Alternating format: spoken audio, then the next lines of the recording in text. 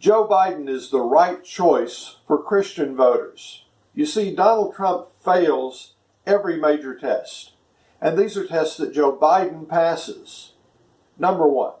Now, this might surprise you, but contrary to what you may have heard or been told, Joe Biden's the right choice for Christians who see abortion as one of our most important issues. So why would I say that? First, because trying to end abortion by prohibiting it is doomed to fail, for some of the same reasons that the prohibition of alcohol was such a spectacular failure back in the 1920s. I've put this under a microscope and calculated it multiple ways, including starting from the research of other folks who have PhDs. And when you do that, here's the only rational conclusion. The approach of trying to end abortion by banning it could only ever possibly reduce America's abortion rate by less than 10%. Meanwhile, there are entire countries where abortion isn't just free, it's actually free of charge. And yet, the abortion rate is way lower than it is here. I'm talking 30, 40, even 50% lower than here in the US. That's how it is in Finland, the Netherlands, and Switzerland. Why? Well, because they do the same things to help prevent unplanned, unwanted pregnancies that Democrats generally try to do here. And those things work. But do they work here in the United States as well? In fact, they do. Over the last 40 years, America's abortion rate has gone down twice as fast under Democratic presidents as it has under Republican presidents. Abortion's been going down since 1980. Ronald Reagan, the first President Bush, and the second President Bush saw abortion drop an average of about 9% for every 8-year presidency. But our two Democratic presidents saw abortion drop an average of 24% per 8-year presidency. So the presidents who were Democrats got much better results. Even if we did everything we possibly could to ban abortion under a Republican president like Donald Trump, we probably still wouldn't catch up to how much abortion's likely to go down under the next Democratic president. So why is this? Instead of trying to police women, Democrats are leading us to do things that help make abortion unnecessary to start with, such as evidence-based sex education that effectively reduces unplanned pregnancies, wider availability and affordability of the most effective contraceptives, family policies that actually support people having kids, and economic policies that help make it so that people can afford to have children instead of just having abortions. Republicans, frankly, aren't doing any of these most effective things. And honestly, they actually oppose most of them. And America's abortion rate went down the most that we have records for under Barack Obama. So, in terms of actual real-life results, you might be surprised to know that the most effectively pro-life president in American history was Barack Obama. And guess who Obama's vice president was? Meanwhile, Donald Trump's policies and actions are literally causing hundreds of thousands of unnecessary abortions outside of the U.S. How do we know this? Because all of the available research we have shows that every time Republican presidents put in place a thing called the Mexico City policy, this actually leads to huge numbers of unnecessary abortions in developing countries around the world. The Mexico City policy says that we won't give any U.S. funding at all to any foreign organization overseas that even talks about abortion.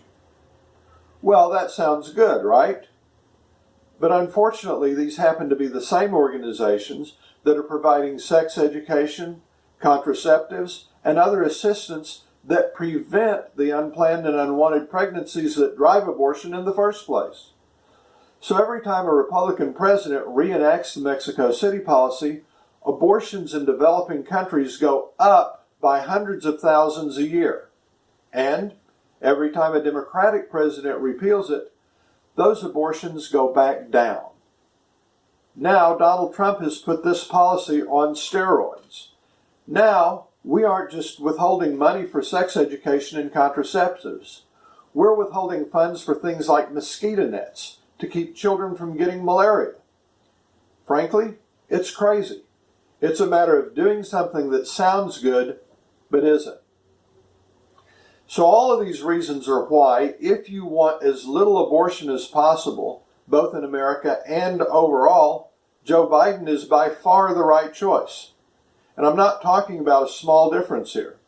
I'm talking about hundreds of thousands of abortions a year, every year. So which are you going to vote for? Are you going to vote for hundreds of thousands more abortions under Donald Trump? Or will you vote for fewer abortions, both here and abroad? Number 2, we need leadership on COVID-19. I got my college degree in mathematics, and I followed the statistics on this pandemic really closely. And I can tell you, by any reasonable assessment, more than 100,000 Americans, and you may well know some of them, have died because Donald Trump has catastrophically mismanaged COVID-19. Cause and effect. How could we even think of keeping this guy in place? And the very worst part of this pandemic, which will come this winter while everybody's stuck indoors because of the cold, is almost certainly still ahead of us. In fact, I've just run the most recent statistics on how we're doing. Out of the world's 22 wealthiest, most developed countries, here in the U.S., we're currently tied with Spain for the highest death rate of all from COVID-19. That's based on statistics for this past week as of October 14th. And no other country is even close. Thanks to Donald Trump's lack of any national plan, and thanks to his constant failure to do very much of anything other than try and minimize the problem, our current death rate from COVID is 70 to 90 times that of Norway, Finland, Sweden, South Korea, Singapore, New Zealand, and Australia. This crisis is going to continue through the winter and at least through spring, months past Inauguration Day. And unlike Donald Trump, Joe Biden takes this pandemic really seriously and has a detailed, coherent national plan. Even his example as president-elect between November and January would help make some real difference and would save some lives. On dealing with the pandemic, Joe Biden is light years ahead. So which are you going to vote for? Are you going to vote for someone who has a plan and will save the lives of your fellow citizens, and possibly even a member of your own family or one of your friends? On a personal note, my wife and I know at least 5 people who've lost a loved one to COVID-19. So many of those people would still be with us if we had had a better and more conscientious leader in the White House. I can't bring those people back, but I can vote for someone who actually has a plan. Number 3, the economy. We now have 4.5 million fewer jobs in America than we did the day Donald Trump took office. He's got the worst first-term job losses on record for any president going back to when we first started keeping records in 1939. And of course, this was directly caused by his mismanagement of COVID-19. Countries like South Korea that did a really good job of managing the pandemic, guess what? They never took the economic hit either. They never had the job losses, any of it. They're still humming along just fine. But let's look to the future, because sooner or later we're going to emerge from this. Every major economic organization that's examined Trump's economic plans and Biden's economic plan says that we're going to be much better off going forward with Joe Biden. The nation's business economists, 2.5 to 1, expect Biden to be better for the U.S. economy than Donald Trump. Goldman Sachs says that the economy will recover faster under Biden. And Moody's Analytics estimates that if we elect Joe Biden and give Democrats control of the U.S. Senate as well, so that they have both houses of Congress and can fully enact their economic agenda, the household income of the average American family, and this is probably your family we're talking about, will go up an estimated $4,800 in real terms during a Biden presidency per year.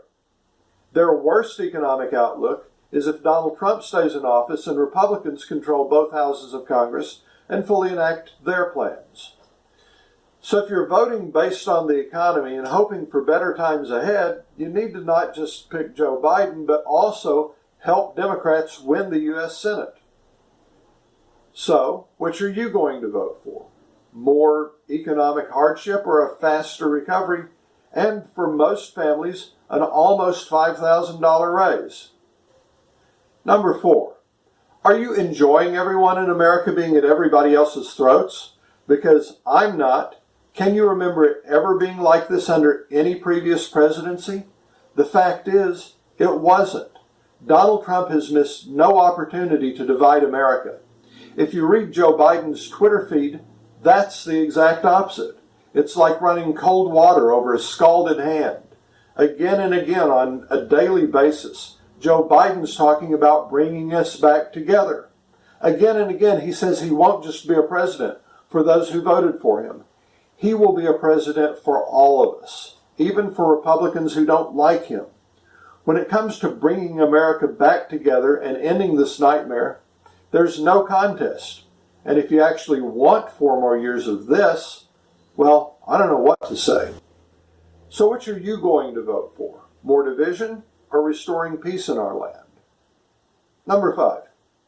Historians and people who've spent their lives studying government and people who fled authoritarian regimes, dictatorships, all worry that we are right now slowly losing American democracy. You know, democracies never die all at once. They're slowly ground to death by leaders who don't respect the rules. This is exactly what Donald Trump has been doing bit by bit for the past 4 years. Umar Haq, who escaped an authoritarian regime, says this: "We don't know how to warn you any harder. America is dying."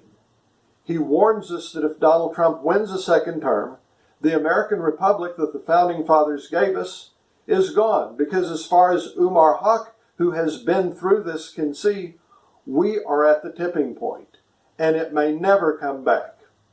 Just some of the obvious signs of this are how Donald Trump keeps saying, "I'm going to pursue a third term," which is in direct contradiction to the Constitution.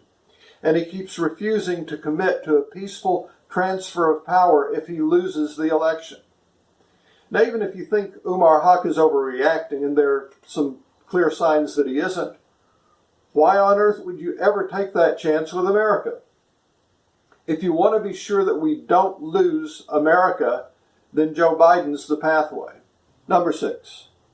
Finally, and for Christians of utmost importance, what are Jesus' priorities? We know because he told us again and again. Jesus says that we're supposed to take care of widows, orphans, the poor, the sick, those who come to us as refugees, those among us who have need.